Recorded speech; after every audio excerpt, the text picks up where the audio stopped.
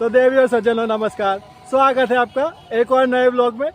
और दोस्तों, आज मैं आपका स्वागत कर रहा हूँ साउथ के कैलाश कहे जाने वाले श्री श्रीशैलम से।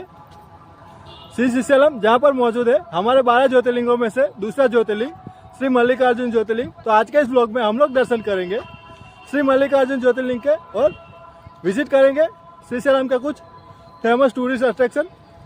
तो आप ब्लॉग में एंड तक बने रहिए क्योंकि आज मैं आपको पूरे श्रीशैलम की सैर कराने वाला हूँ। तो अभी हम लोग पहुँच चुके हैं श्रीशैलम में, हमारे पहले टूरिस्ट अट्रैक्शन श्री मल्लिकार्जुन ज्योतिर्लिंग में। वैसे मोबाइल कैमरा तो मंदिर के अंदर ले जाना अलाउड नहीं है, तो आप बाहर से ही दर्शन कर लीजिए। बाकी मैं एक बार अंदर दर्शन करके आके फिर आपसे मिलता हूँ। तो दोस्तों, मैं मंदिर के अंदर दर्शन करके बाहर आ चुका हूँ। तो मेरे पीछे ही आप देख सकते हैं, ये है हमारे यहाँ मल्लिकार्जुन ज्योतिर्लिंग का साउथ का गोपुरम। तो थोड़ी जानकारी मंदिर के बारे में मैं आपको और दे दूँ। ये 12 ज्योतिर्लिंग के अलावा 51 शक्तिपीठों में से भी एक है। यहाँ पर ऐसा माना जाता है कि माता सती के लिप्स का ऊपर का हिस्सा गिरा था, इसीलिए यहाँ पर एक शक्तिपीठ बना हुआ है। तो आप चाहे तो उसके भी दर्शन मंदिर के अंदर ही कर सकते हैं। उसके अलावा छोटे छोटे और भी मंदिर है जिसके भी आप दर्शन मंदिर में ही कर सकते हैं। बाकी आज तो ज़्यादा लाइन नहीं थी, तो मुझे हार्डली 40 मिनट लगे मंदिर में दर्शन करने के लिए, नॉर्मल लाइन से ही। बाकी अगर आप आते हैं तो 3 तरीके से यहाँ पर दर्शन होते हैं। एक नॉर्मल दर्शन जिसमें मैंने दर्शन किया था, जो बिल्कुल फ्री रहता है। एक दर्शन शीघ्र दर्शन जिसमें 150 रुपये चार्ज रहता है, और एक अति शीघ्र दर्शन जिसमें 300 रुपये चार्ज रहता है। तो आप अपने हिसाब से दर्शन कर सकते हैं, अपने टाइम और अपनी व्यवस्था के हिसाब से। बाकी चलिए अब चलते हैं यहाँ से अपने दूसरे टूरिस्ट अट्रैक्शन पर। तो हम पहुँच चुके हैं श्रीशैलम में, हमारे दूसरे टूरिस्ट अट्रैक्शन पाताल गंगा में। बेसिकली लोग यहाँ पर बोटिंग के लिए आते हैं। यहाँ कृष्णा रिवर में बोटिंग होती है, उसके लिए यहाँ पर लोग टूरिस्ट आते हैं। यहाँ वैसे 2 रास्ते हैं नीचे जाने के लिए, एक रोपवे से और एक सीढ़ी चढ़ के और जाना होता है और उतर कर रहता है। रोपवे का चार्ज ये लोग कुछ 80 रुपये चार्ज करते हैं। तो चलिए चलते हैं नीचे कृष्णा रिवर पर और करते हैं बोटिंग, और आपके साथ आके मैं अपना अनुभव एक्सपीरियंस शेयर करता हूँ। तो ये देख लीजिए दोस्तों, ऊपर से कुछ ऐसा दिखता है पूरा व्यू। चारों तरफ पहाड़ ही पहाड़ और बीच में हमारी प्यारी सी कृष्णा रिवर। बाकी अगर आप रोपवे की जगह सीढ़ी से जाना चाहते हैं तो बाजू में ही सीढ़ी बनी हुई है जहाँ से आप नीचे जा सकते हैं। करीबन आपको 1000 स्टेप नीचे जाना होता है सीढ़ी से पैदल, और वापस 1000 स्टेप चढ़ के ऊपर भी आना होता है। उससे अच्छा रहेगा कि आप रोपवे से ही 80 रुपये देकर इसमें ही नीचे चले जाए और वापस आ जाए। 80 रुपये अप एंड डाउन का रहता है।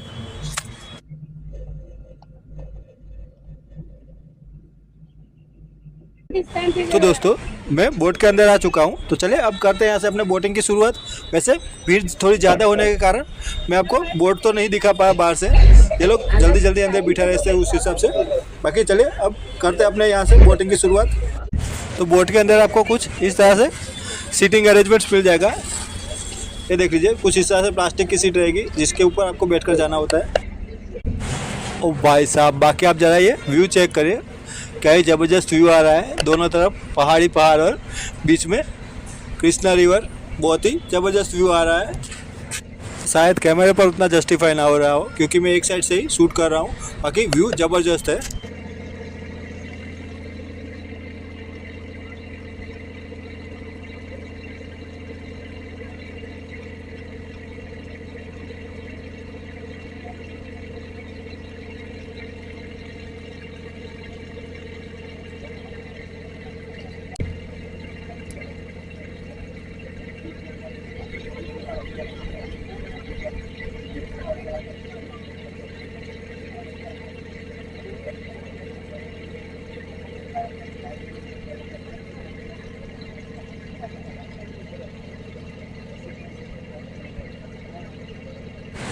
तो आप जो सामने देख रहे हैं वो है कृष्णा नदी पर बना हुआ एक डैम जिस पर चलता है हाइड्रो पावर प्लांट।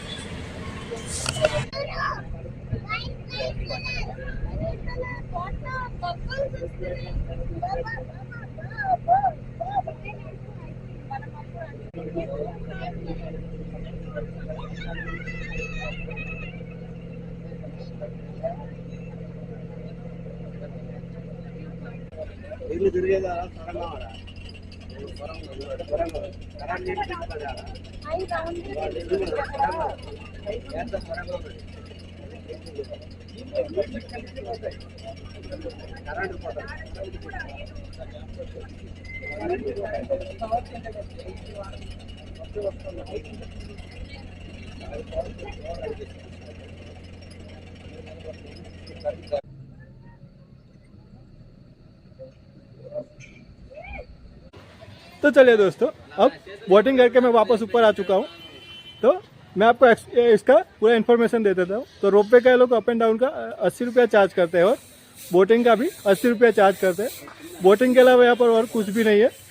तो अगर आपको सिर्फ बोटिंग करना है तो ही आप यहाँ पर आ सकते हैं, बाकी और कुछ यहाँ पर नहीं होता है। एक घाट है छोटा सा, उसके अलावा यहाँ कुछ नहीं है। तो चलिए चलते हैं अब यहाँ से अपने तीसरे टूरिस्ट अट्रैक्शन पर। तो अब जो हमारे दूसरे टूरिस्ट अट्रैक्शन है वो मल्लिकार्जुन ज्योतिर्लिंग टेम्पल से थोड़े दूर है। तो इसके लिए हमें मल्लिकार्जुन ज्योतिर्लिंग टेम्पल के पास से ही ऑटो मिल जाएगा। तो ऑटो पकड़कर अब मैं निकल पड़ा हूँ हमारे दूसरे टूरिस्ट अट्रैक्शन को देखने के लिए। तो अभी हम पहुँच चुके हैं हमारे तीसरे टूरिस्ट अट्रैक्शन हाटकेश्वर टेम्पल पर, जो कि समर्पित है भगवान शिव को। यहाँ पर भगवान शिव का एक शिवलिंग बना हुआ है। वैसे यहाँ पर मोबाइल कैमरा अंदर ले जाना अलाउड है, तो मैं आपको अंदर से भी दर्शन करा देता हूँ। तो कुछ इस तरह से बना हुआ है ये मंदिर। बाकी मंदिर के अंदर शिवलिंग के दर्शन नहीं करा पाऊंगा क्योंकि अंदर भी कैमरा ले जाना अलाउड नहीं है। बाकी हाटकेश्वर टेम्पल के बाजू में ही माता पार्वती का भी एक मंदिर बना हुआ है। ऐसा माना जाता है कि यहीं पर वो शक्तिपीठ बना हुआ है, 51 शक्तिपीठों में से एक शक्तिपीठ, जिसका मैंने आपको आगे वीडियो में जिक्र किया था। तो आप माता सती के भी यहाँ पर दर्शन कर सकते हैं। तो दोस्तों, अभी हमने विजिट किया है हाटकेश्वर टेम्पल, जहाँ पर मौजूद है भगवान शिव का शिवलिंग और 51 शक्तिपीठों में से एक शक्तिपीठ, जिसका मैंने आपको आगे वीडियो में जिक्र किया था। उन दोनों टेम्पल को यहाँ पर विजिट किया है। और अब यहाँ से सामने ही थोड़ा वॉकिंग डिस्टेंस पर ही दो टूरिस्ट अट्रैक्शन है। तो चलिए अब लेकर चलता हूँ मैं आपको उन दोनों टूरिस्ट अट्रैक्शन पर भी। तो अभी हम आ चुके हैं हमारे चौथे टूरिस्ट अट्रैक्शन पंचधारा वाटरफॉल पे। जैसा कि नाम से ही मालूम होता है, यहाँ पर अलग अलग 5 धाराएं आकर एक वाटरफॉल बनाती है। बाकी अभी तो इतना पानी नहीं है। बाकी अगर आप मानसून में यहाँ पर विजिट करते हैं तो आपको यहाँ का नज़ारा बहुत ही बेहतरीन देखने को मिल सकता है। तो अभी हम पहुँच चुके हैं हमारे लास्ट टूरिस्ट अट्रैक्शन, जिसे बोलते हैं शिखर दर्शन। यहाँ से आपको पूरे श्रीशैलम का 360 डिग्री व्यू दिखता है और यहीं से आपको मल्लिकार्जुन ज्योतिर्लिंग टेम्पल का शिखर भी दिखता है, इसलिए इसे शिखर दर्शन के नाम से जाना जाता है।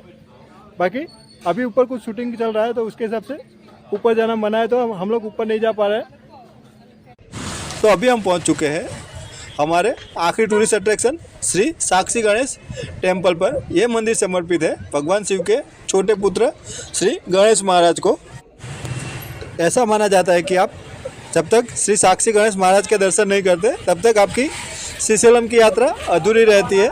आपके मल्लिकार्जुन ज्योतिर्लिंग के दर्शन मान्य नहीं रहते। अगर आप इस मंदिर के दर्शन करते हैं, उसके बाद ही आपके दर्शन मान्य रहते हैं। तो दोस्तों, अभी हमने दर्शन किए श्रीशैलम में हमारा आखिरी टूरिस्ट डेस्टिनेशन श्री साक्षी गणेश टेम्पल के।